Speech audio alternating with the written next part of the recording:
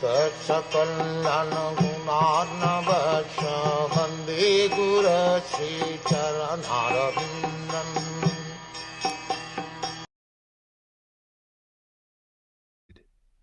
O great sage, representative of the Lord, kindly satisfy my inquisitiveness in all that I have inquired from you, and all that I may not have inquired from you from the very beginning of my questionings.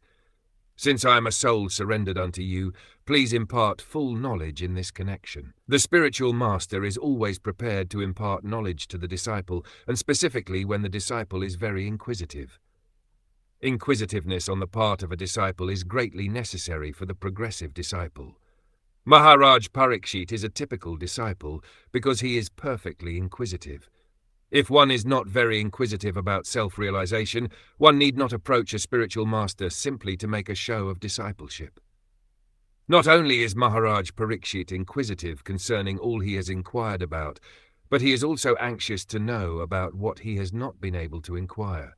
Factually, it is not possible for a man to inquire about everything from the spiritual master, but the bona fide spiritual master is able to enlighten the disciple in every way for the disciple's benefit.